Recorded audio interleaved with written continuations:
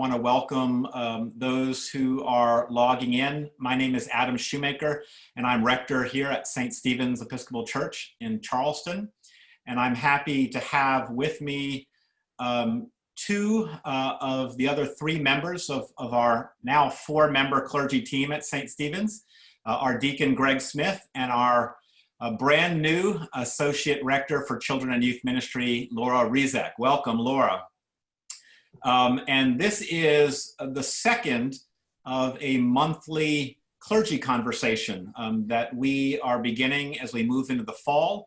Last month, Deacon Greg and Reverend Courtney, our assistant priest, and I had a conversation on what it's been like to do church during this very weird time that we are in, having to do what we've been calling electric church for 6 months. It's amazing. We're moving now into month number 7. I will also note that Reverend Courtney can't be with us today because she is a little under the weather. She does not have COVID, but she's a little under the weather, and we'll be back shortly. But as a way to begin to introduce you all to Reverend Laura, we thought that our conversation this month would focus on vocation, on call. And we'll all spend a little bit of time reflecting on our call to ministry. I'll then speak a little bit with Deacon Greg about what the role of a deacon is, because Laura comes to us as a transitional deacon on her way to priesthood, and we'll explain what that means. And then we hope to have time at the end to take your questions. And you can write your questions in the chat, or you can write them on Facebook in the comment section. And our digital ministry coordinator, Andrea McKellar, is monitoring both of those and will be on later to ask any questions that she sees.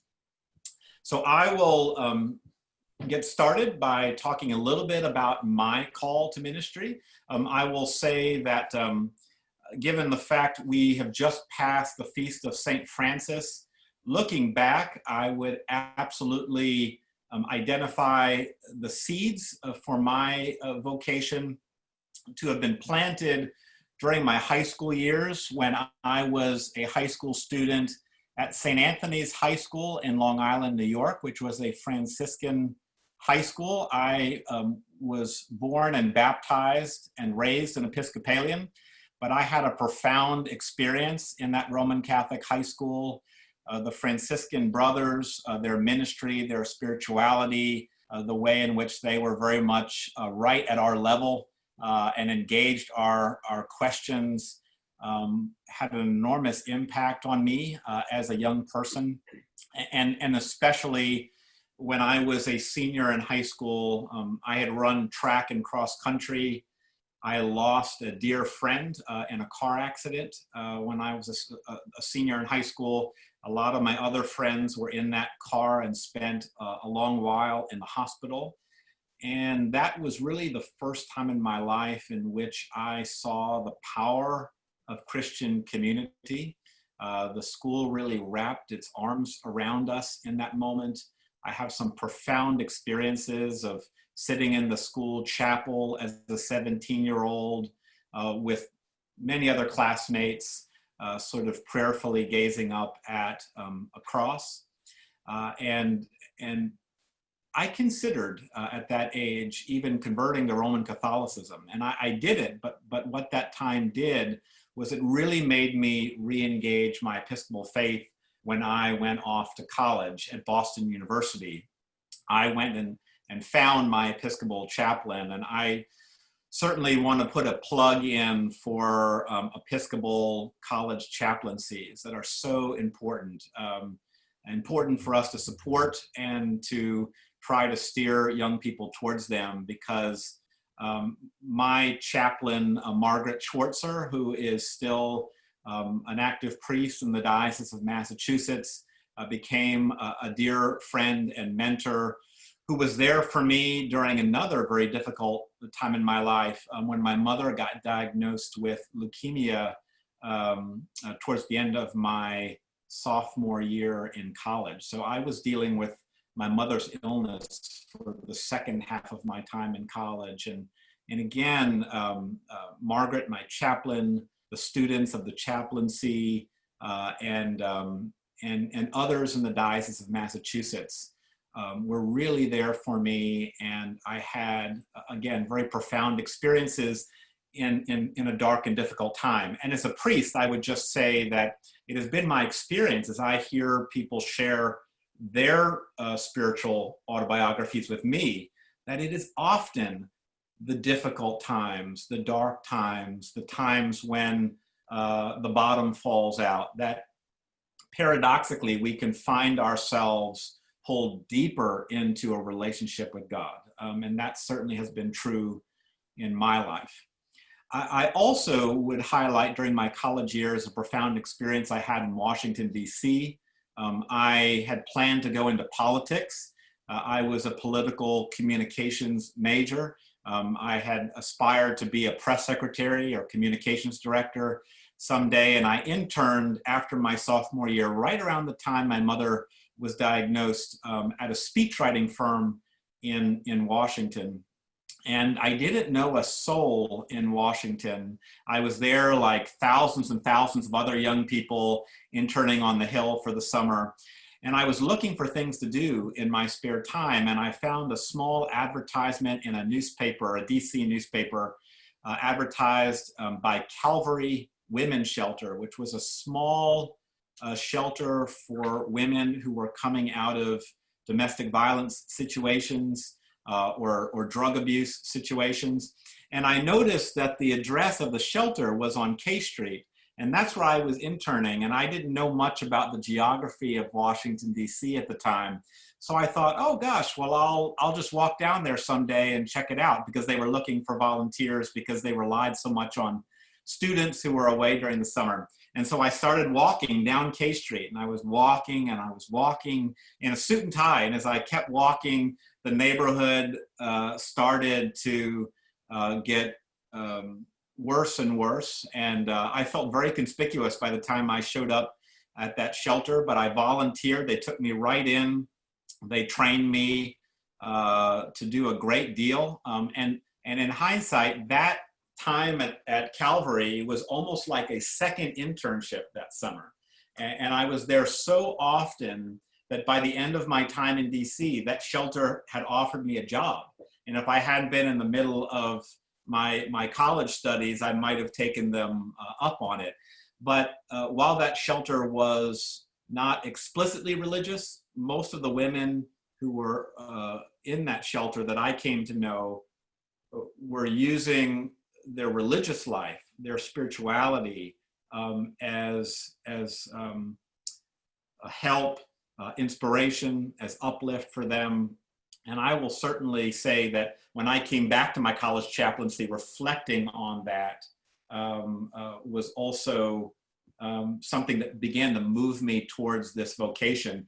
And actually, reflecting on that experience with a seminarian who was at our college chaplaincy my junior year of college over coffee was the first time that anybody had ever asked me whether I had considered the priesthood, which I hadn't, but simply the question began to sort of move things in my own heart and mind. And as my mom got sicker and sicker, most of my electives in college started to be religion, philosophy, spirituality classes. I was actually taking a class with Elie Wiesel himself on his own nonfiction works when my mother died, which was really, really powerful.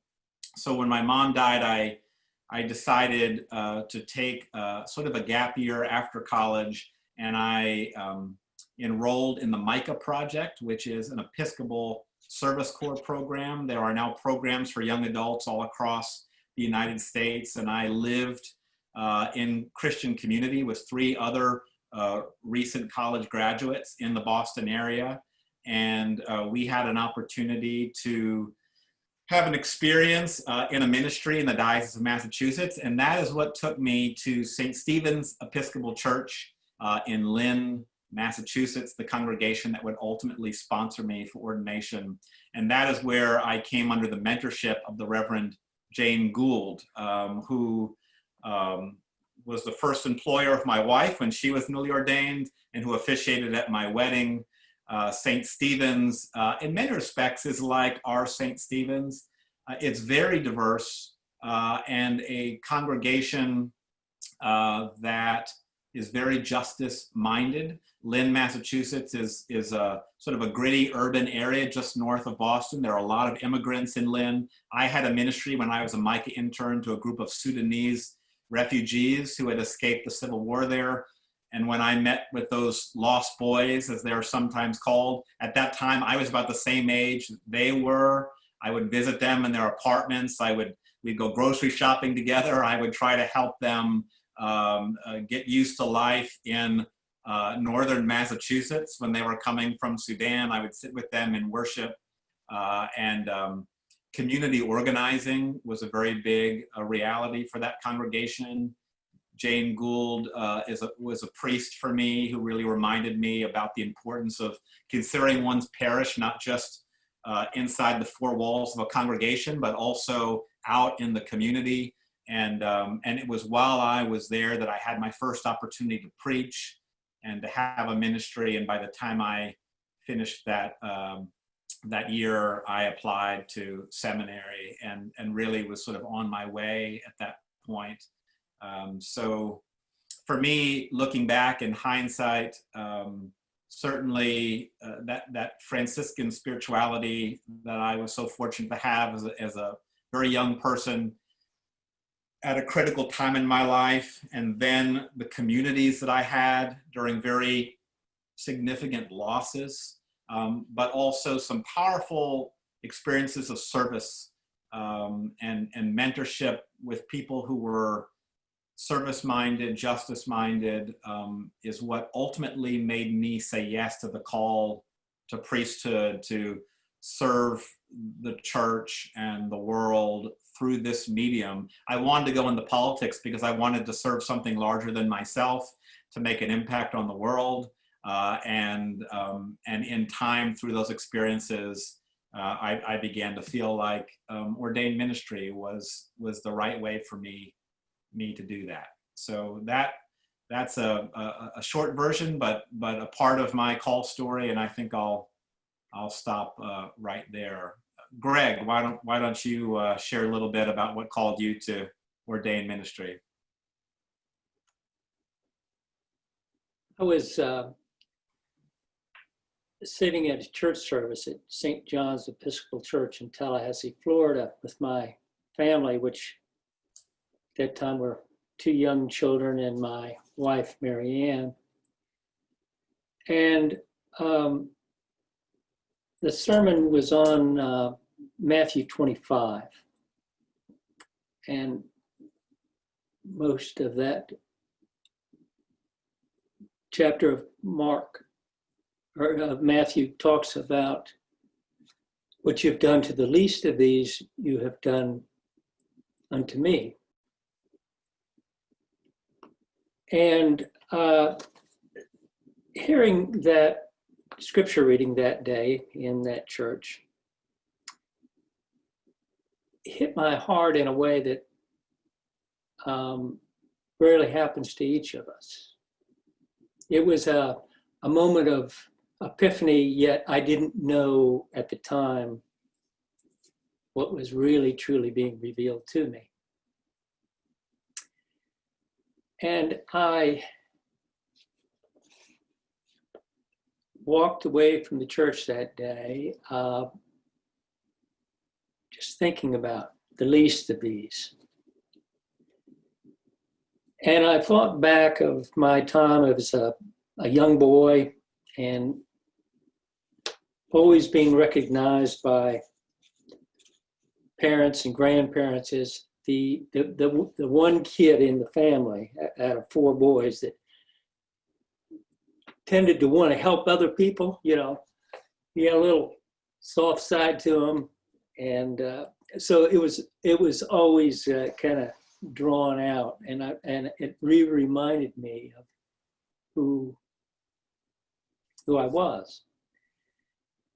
And in the midst of my life at that time, I was living and working very hard in a corporate career, and with some pretty good responsibilities, and was incredibly busy, and achieving what most people want to achieve in their life in terms of a career, a successful career. But I couldn't shake what had happened that day. It kept with me.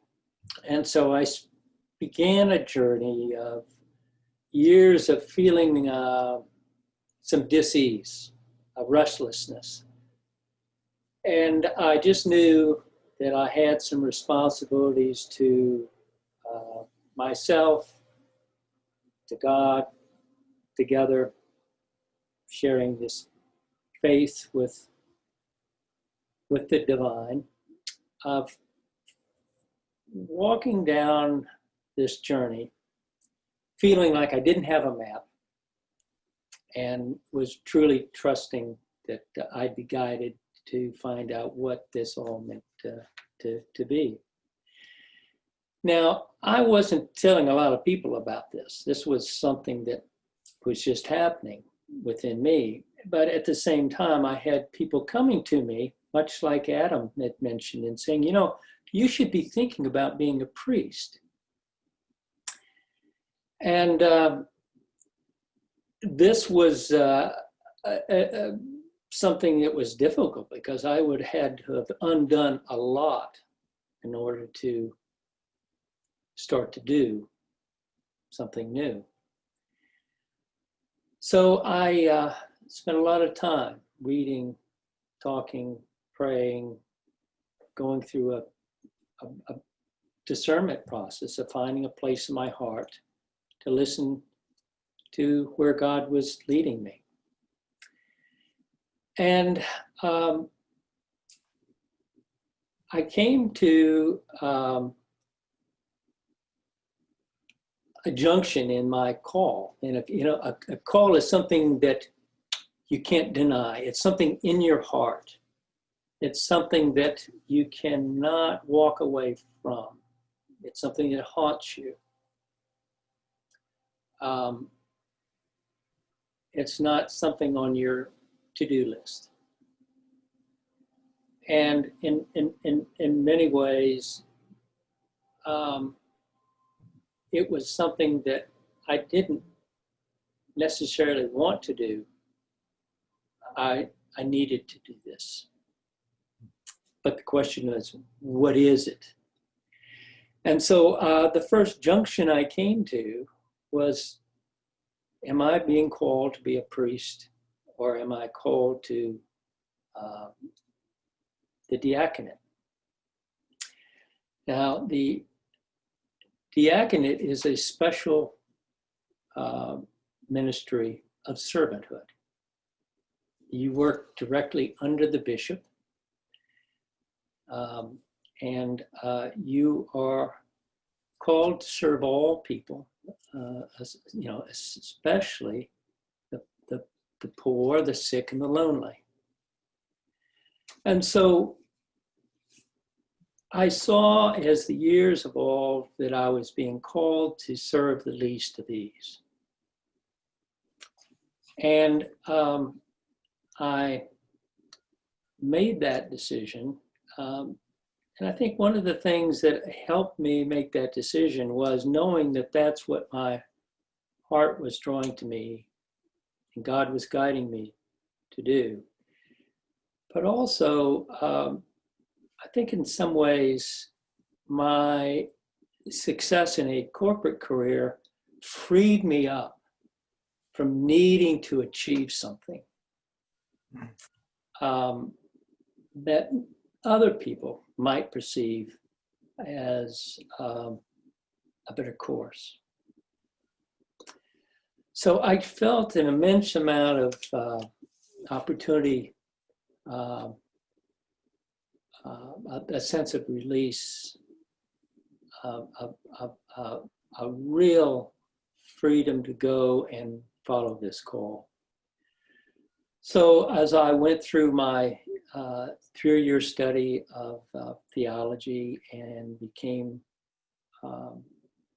ordained as a deacon, that was 21 years ago in this diocese. And during that time, I've served in 4 churches. Most of that time has been at St. Stephen's over a 10-year period where I was at St. Stephen's for 7, left to serve in another church. The bishop called me to another church, and now I've been back.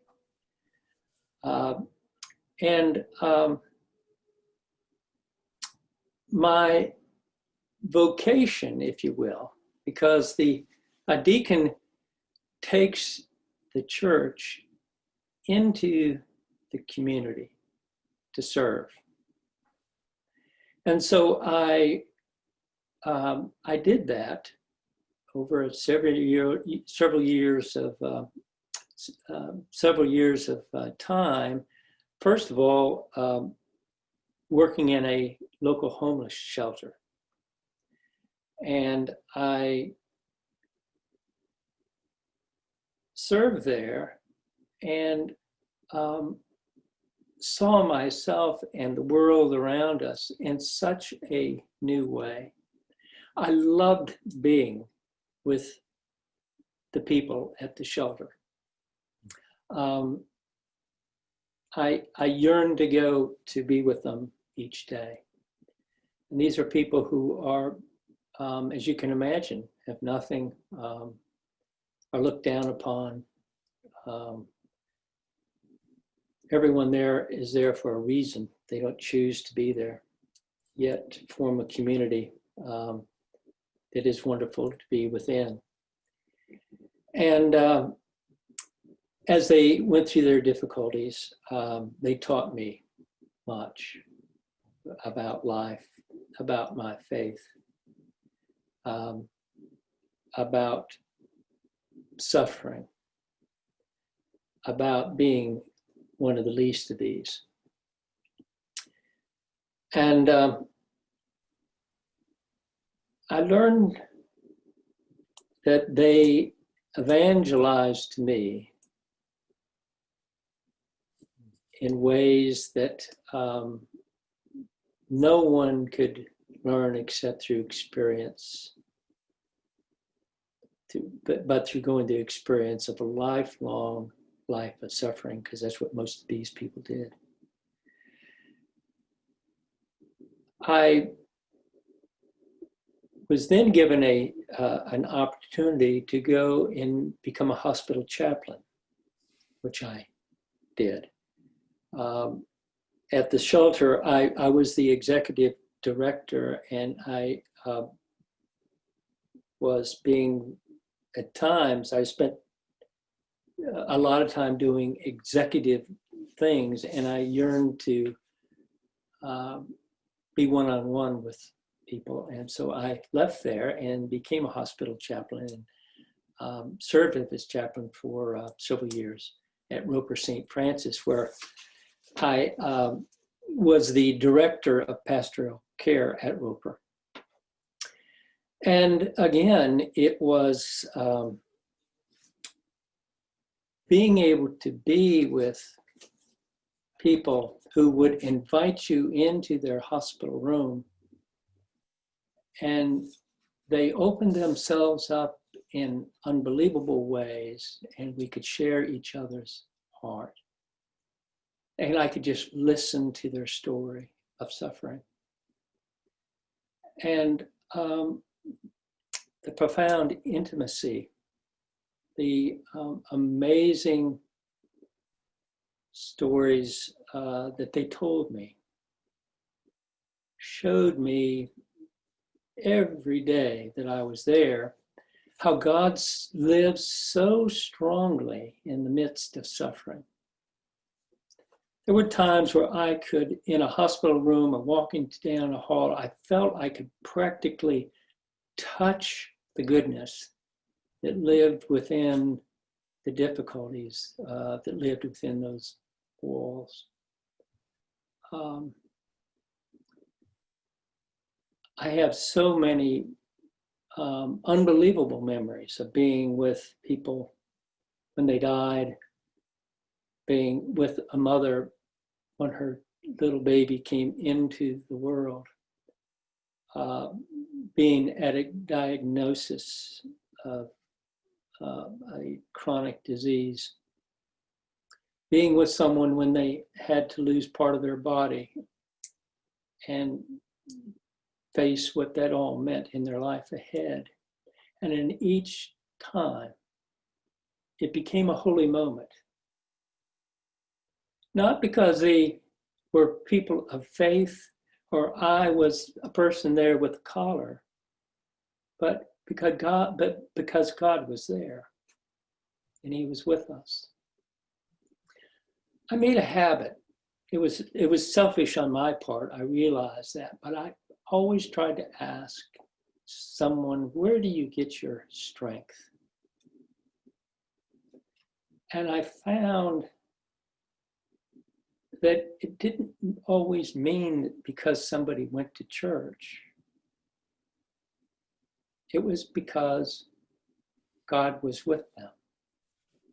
Even when they were unchurched, they were able to verbalize to me that they were oftentimes surprised that they could go through this.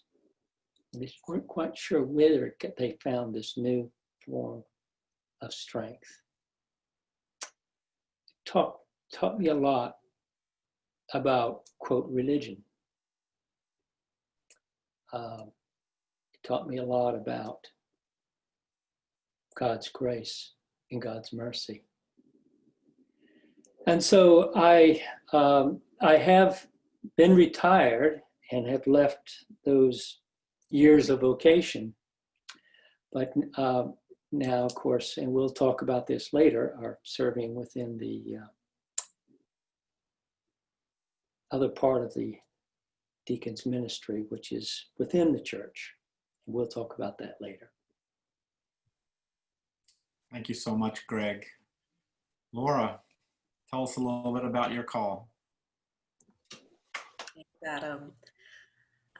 My call is, it's a story about vocation, but it's also ultimately a story about conversion, because I was not raised in the Episcopal Church. I was not raised in any church.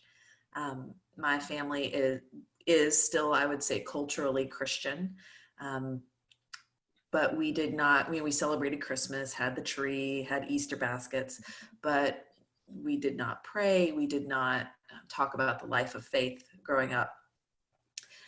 When Greg talks about God's grace, even for, even especially for folks who are not within, an institution or been raised in an institution, I was blessed growing up with a strong sense of God's presence in my life, and would pray even though I didn't quite know, what I was doing. I would talk to God regularly growing up.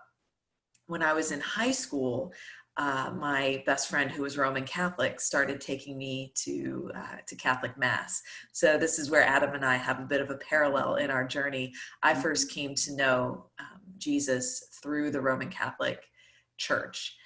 What impressed me so much about Mass right from the very beginning was almost the palpable presence of love within that space. And I just still remember how loving the priests and the brothers, there's a community of brothers at this parish, were to me, even though they knew I was not Catholic. They were so welcoming. And I decided that, this must be where God is. This is a community that knows something about God, knows something about love. I want to be a part of this. In college, I decided to formally convert to Roman Catholicism. At that point, I was at a different parish in Atlanta. I went to college at Agnes Scott College. So I was at that neighborhood parish. Went through the RCIA process, which is the adult process to convert to Roman Catholicism. But hit a little bit of a roadblock when it came to some of the doctrines of the Roman Catholic Church. Went and spoke to a priest, the Monsignor of the parish, and he said, well, and I think this was, even though I was hurt by it at the time, I think this was deeply wise counsel. He said that if I could not accept this, and again, I'm only looking at the very surface of some of the objections that I had. He said, if you can't step into this wholeheartedly, then I think that you should take a step back and reevaluate and reconsider. And so at that point I was thinking, what do I do? I can't be Roman Catholic. I want to be close to God. And one of the people at my college had said, well, the Episcopalians are kind of like the Catholics. So over Christmas break, I walked into the Episcopal Church, St. James Episcopal Church in Hendersonville, North Carolina, the town where I grew up. Mm-hmm. And I walk into the office and I said, I need to speak to a priest. I'm sure the secretary thought that something terrible had happened. And so the priest I spoke to is named Charlotte Cleghorn, a priest in the Diocese of Western North Carolina. And I poured out my whole story of I want to be a Christian, I want to be baptized. What classes do I need to take? Do I need to take a test? What do I need to do? And I remember she just looked at me and she said, well, can you come on Sunday? Come on Sunday, we'll baptize you. And so, of course, I came, and the ladies of the parish, when they'd been told that there was this surprise baptism, they thought I was a baby. And so after my baptism, they sort of walk up with this little pillow that they'd embroidered, like a baby pillow with my name on it. I still have it. I treasure it. So that was my introduction to the Episcopal Church. And again, that spirit of welcome, that I'd found both in the context of the worship, but now also that kind of welcome come in, just in the sense of join us now in the fullness of who we are and in the fullness of who you are. So I started going to Episcopal churches, really fell in love, not just with the liturgy, which I already had an affinity to from the Roman Catholic Church, but also to the spirit of Anglican theology, this idea that, no matter what else, we worship together, we pray in the same words, and that's where we find our unity. I really found that moving, just in the sense of that welcome. At the end, I remember my senior year, I remember this so clearly, my senior year of college, one of my friends who I'd been working on a project with, she looked at me and she said, have you ever thought about becoming clergy? Have you ever thought about becoming a minister? And I went, no, absolutely not. I had always, even though I'd always been so drawn to religion, drawn to spirituality, wanting to know more and more of the truth of that, I always consider that kind of in the realm of my personal interests, not in the realm of professional interests. Professionally, the path that I was set on was the path of science. And to me, I actually see my interest in religion and spirituality and my deep interest in science as coming from the same source, which is wanting to know the truth. Both religion and spirituality and science are two ways that we can discover the truth about the universe, about the ineffable experience of being. So I think they're coming from the same wellspring. So I was on this path of science, was admitted to UNC Chapel Hill to work on a PhD in chemistry, started on that path. And what's funny is I remember right when a mentor suggested that I apply for the PhD program at Chapel Hill, because I'd been tossing around. I'd never forgotten what my friend had said to me, and I was thinking more about how much I loved church and maybe could that work. But I remember this mentor in the sciences had said to me, why don't you get your PhD in chemistry? And I'm not saying that this was the voice of God, but I'm saying I heard an audible voice that said no. And it made me pause, but it made so much sense to get a PhD, like sense in the wisdom of the world, that I ignored that voice and decided, I'm just gonna go. I'm gonna be a research scientist. This is what I'm gonna do. So I got to UNC, still very involved in the Episcopal Church, and I realized very quickly that the voice I heard, whether that's the still small voice inside of me or some external voice, I don't know, that voice was correct. That I was not meant to be a research scientist, that was not what was life-giving for me. Greg talked about the ego of wanting to achieve something.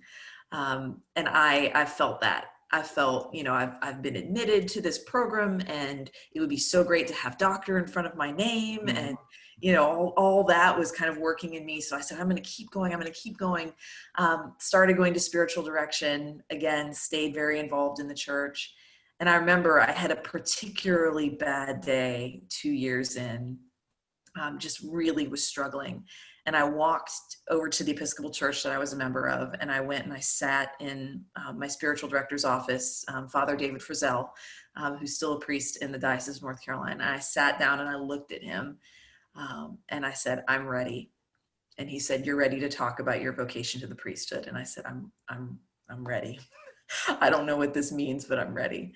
And I think it was, Greg had talked about too, this sense of, a call being something that you can't deny. It had just been building and building and building in me, this sense of not just you're on the wrong path, but there is a right path for you right in front of you that you're not seeing. In my conversations with David, and then later with the diocese, as you go through these steps in order to be confirmed in your call, I discerned that I was called to bivocational ministry, because I'd always been passionate about teaching. I worked as a teacher for years. I was a visiting lecturer, professor at UNC. I love to teach, and I said, well, I do feel a call to the priesthood, but I also really want to teach. So maybe I could be bivocational. I could do both. And that, I felt really confirmed in that for a few years. Now what I feel is that what's actually happening in me is that the call to priesthood, which is the call to be pastor, priest, and teacher, that teacher call is just profoundly strong in me, that part of the call. So I don't think it's really bivocational. I think it's all one call that might be expressed one day bivocationally. But for now, I feel really strongly that the path I need to be on is working in a parish, first as a transitional deacon, and then as a priest, to really live into the fullness of what God is calling me to do. It's amazing hearing both you, Greg, and you, Laura, that all three of us had somebody in our life at a critical moment ask that question, reflect back what they were hearing, and ask, have you considered ordained ministry? And it's a reminder of the impact that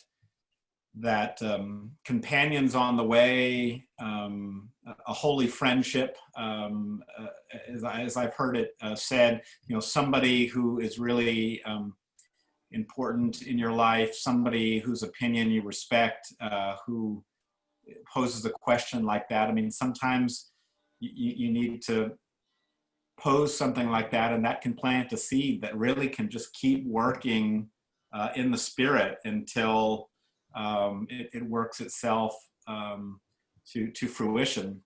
And also in something you said, Laura, about the sciences, I will say that my mother, when she was very sick, was at Johns Hopkins Hospital in Baltimore, Maryland, and a profound experience that I've preached about quite a few times is that when I went to Johns Hopkins, I think at that point in my life, I think I just sort of assumed that science people, doctor types, would not be spiritual people as well.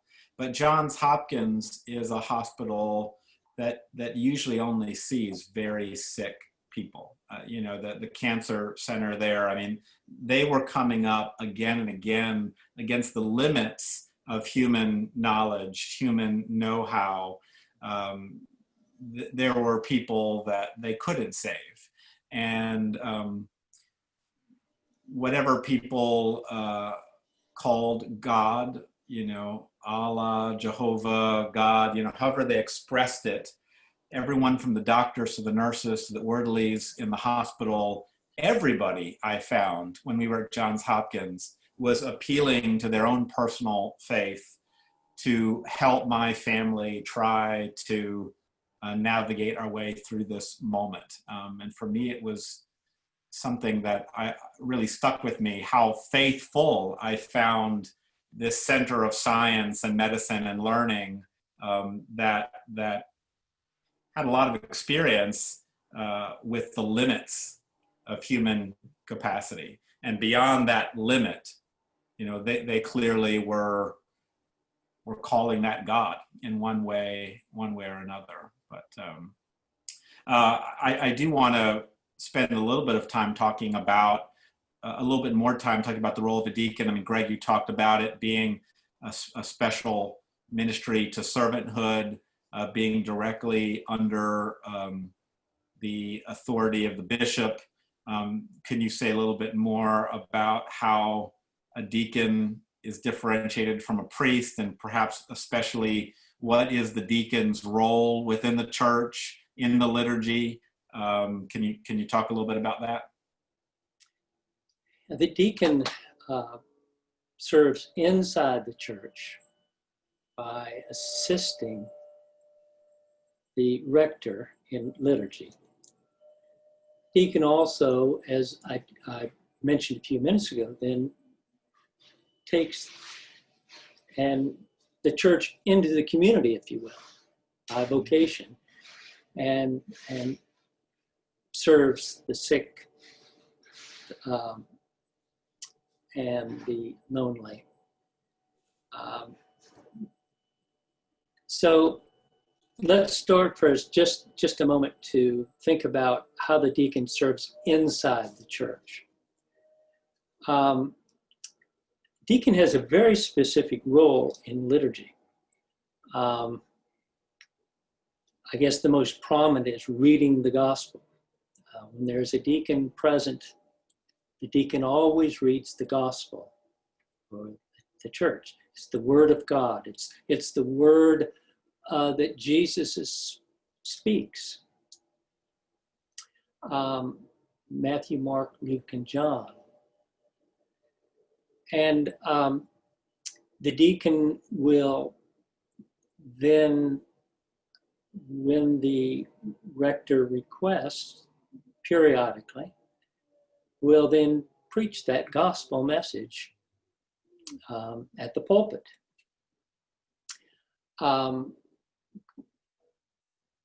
In the service, the deacon will always lead intercessory prayer, oftentimes read it. Now, there is a tradition at St. Stephen's, a wonderful tradition, where the laity has read those prayers for years. And I think it's the way it should be within our church. The deacon also then leads the confession. Let us confess our sins unto God and our neighbor, and then we confess. And then the deacon comes to the altar and sets the table for communion, preparing, by pouring the wine, water, setting the paten with the divine bread. And then at the very end of the service, the deacon dismisses the congregation. Let us go forth in the world in peace to love and serve the Lord. And that then invites the congregation to a diaconate ministry, to leave the church and go and live the gospel, just as the deacon leaves the church and tries to live the gospel message within the world by serving the least of these. Now, within the church, there are there's a crossroads that I talked about earlier. Once somebody is ordained, they will always become a deacon. But you choose to be a permanent deacon, a vocational deacon, what I am, or transitional deacon, which is there to live out and learn and experience within the confines of the institution of the church, the diaconate ministry, and then go on a short time later and become ordained a priest. And that's what Laura is about to do and what Adam did.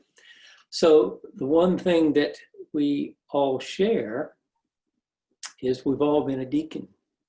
Mm-hmm. Adam's been a deacon, I've been a deacon, and Laura is a deacon. Once we're a deacon, we're always a deacon. And in fact, all lay people have a diaconate ministry in which to live out, even if not ordained. So I want to make sure, and Adam and I have talked about this, that Laura has that chance, this few short months to be a deacon. I've had the opportunity to be a deacon for 21 years. She only has 3 months. Mm-hmm. And I want her to be able to live it out and be it. And so we're going to be working together to enable that and make sure that happens. Thank you, Greg. Yeah, in many dioceses, and Laura mentioned the discernment process for ordained ministry, which is a lengthy process, including an educational component, be it a traditional 3-year residential seminary experience or some other experience. Deacons and priests have some kind of formational component. It's a lengthy process, but for priesthood, all of us are first deacons, ordained as Laura was a transitional deacon. In some dioceses, that diaconal period can be as long as a year, but increasingly, it's more traditional for it to be 6 months. It was 6 months for me, and the same is true for Laura, but because Laura is starting this fall and was ordained in the spring, as Greg points out, she is already through part of her diaconal period. And Laura, do you want to say when the hope is for you to be ordained a priest? So right now, the hope is sometime in December. Right now, the Diocese of North Carolina has scheduled ordinations for December 12th. There's still some question about whether I will go back to North Carolina to be ordained, or if there's a way to work it out where I can be ordained in South Carolina. There's just some moving pieces that need to be coordinated, but sometime in December, if not the 12th, then some date very close to that. Well, and as you saw Laura on Sunday, if you had a chance to see our Sunday service, Laura's stole was across her chest, as Greg's is, which is the liturgical symbol of the diaconal role, where a priest has the stole around both shoulders. But be on the lookout for Laura to continue to have more of a diaconal role, and Greg is being very gracious and wanting Laura to have that opportunity for the short while that she will be a deacon, even in this very weird time of electric church. So we want to put that out there. But we also want to invite Andrea back now, because I know our time is short, and see if there are some questions for us to respond to. Sure. We do have, our first question is from Amanda Rucker, our administrative assistant, and she says, welcome, Laura. Greg and Adam, what is something special about St. Stephen's that you want to make sure Laura knows? So I'll pass that to Greg first. Well, I think the thing that confounds most people their first Sunday, normal Sunday at St. Stephen's, is when they're invited to tea time rather than coffee hour. So that's kind of like the what? But that's just aside. I think that the thing that is so unique about St. Stephen's to me is the variety of people in terms of where they are on their spiritual journey, the economic diversity, the diversity of races. And what has happened is we've all been drawn together in diversity and live out what we know we have, which is a house of prayer for all people. And so we can have people of different political persuasions, races, sexuality, orientation, come together and express God's love for each other. And most churches are nice places to go, I mean, for sure.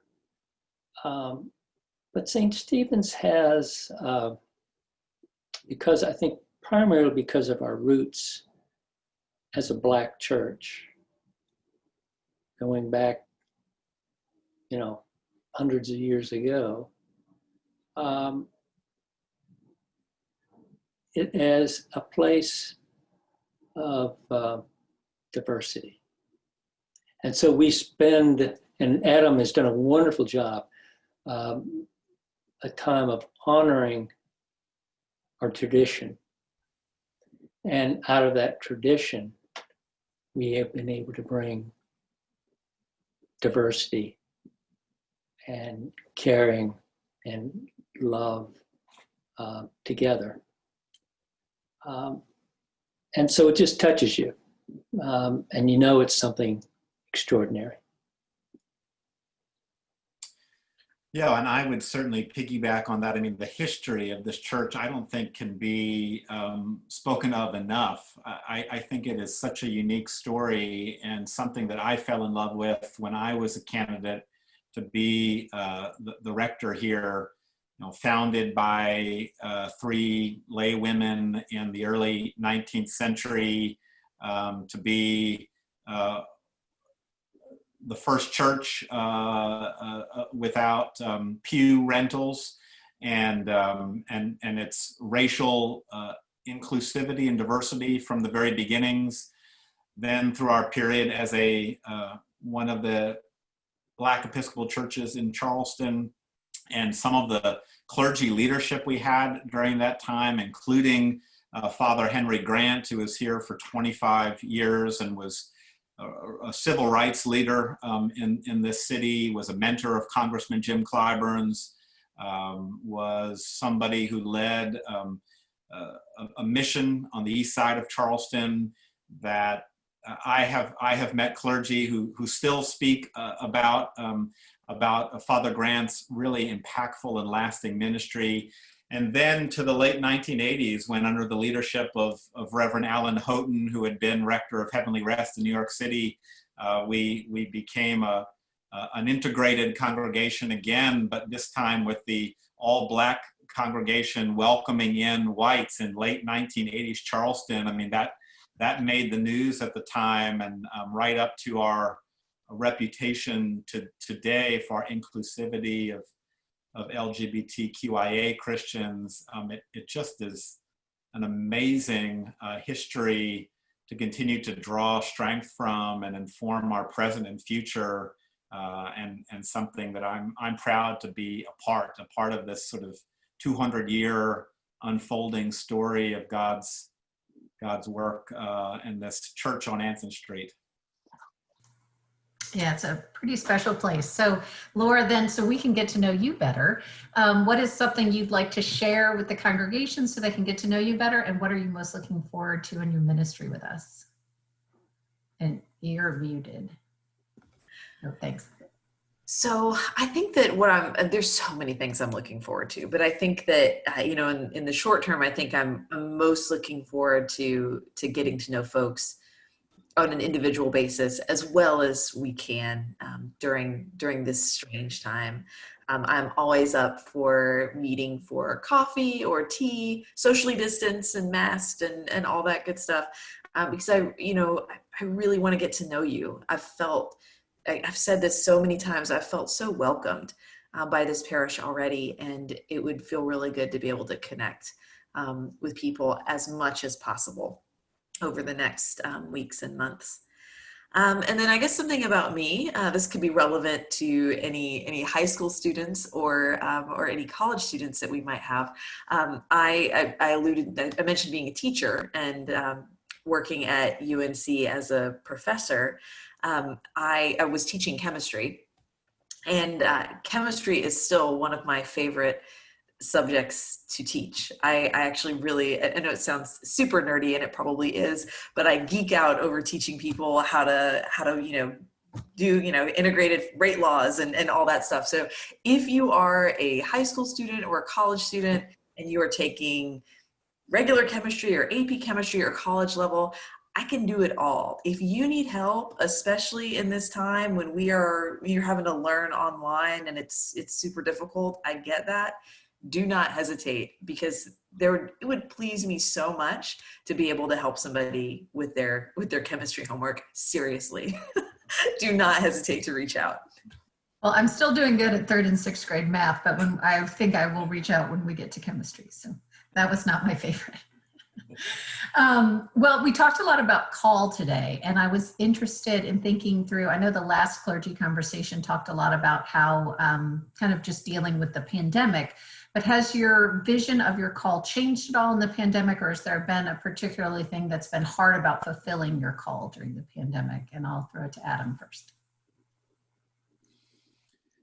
Well, I think for me, what has been surprising has been the grace that I have found in the midst of this wilderness experience. In the Bible, when Jesus is baptized, the Spirit drives him out into the wilderness, and that wilderness experience is a part of making Jesus the person and that he's called to be. And I have been struck through all the challenges that we faced at the gifts and the blessings that we have found along the way. The church has never been so adaptive and creative in such a short period of time in my life and ministry as we've had to be on the fly over the last 6 or 7 months. And I'm proud of all of us for the way we've been able to respond to that. I've been amazed at the reach that this online ministry has been able to have, how it's been able to impact people, not just here in Charleston, but beyond, how we've been able to include more people, especially our young people, in our online Sunday services of worship. I think the Spirit has very much been at work, and of course it's never going to replace, for most of us, the joy of in-person worship, but still, it's taught me that the church can adapt, and we can roll with things and continue to embody the love of God in whatever way we need to. So thanks be to God for that. Great. And Laura, you've been ordained within a pandemic, so you've started off this way, but how has this, I guess, either changed what you thought it was going to be? It is really the most obvious. I was just talking to my commission on ministry about this, that I think that the most obvious thing that I'm noticing is just the lack of experience in functioning liturgically as a deacon. Is something that I'm really noticing. I haven't reading the gospel, proclaiming the gospel for St. Stephen's. That was the first time I'd been able to do that since being ordained in June. So everyone in my cohort, my seminary cohort that was ordained during the pandemic, were having similar conversations along those lines. What has been interesting is, when I think about the role of a deacon, about being out in the world, in a way, since we have this increased digital presence, we are out in the world perhaps more than we would be otherwise in terms of messaging. So it's a unique kind of diaconal experience. And I think one that I'm sure people will be writing books about and reflecting on for many years to come. Oh, thank you. And we are past noon, but I don't want to leave Greg out. So Greg, if you could answer as well, and then we'll throw it back to Adam to close us. I think the wonderful sense of this time for me is that we've been able to retain, and I think in many ways go deeper in our relationships with one another. We've had to communicate in new ways. One way is we've had phone calls with parishioners. And I've had so many ways during the last 6 months to get to know parishioners better because of this. Because we've had time to talk, time to share, time to be with each other. And it's been wonderful. And it's retained that and many other things we're doing, retained our sense of community. So we are at time. Thank you for those who've watched this conversation. We'll be back in November for another clergy conversation, hopefully as a clergy team of 4. Courtney is sorry to miss it today. But please do subscribe to our YouTube channel if you haven't already. We continue to post a number of offerings, and as we move through the fall, there are a lot of online opportunities upcoming. But hope you all are staying safe and well, and have a good rest of your day. Take care, everybody.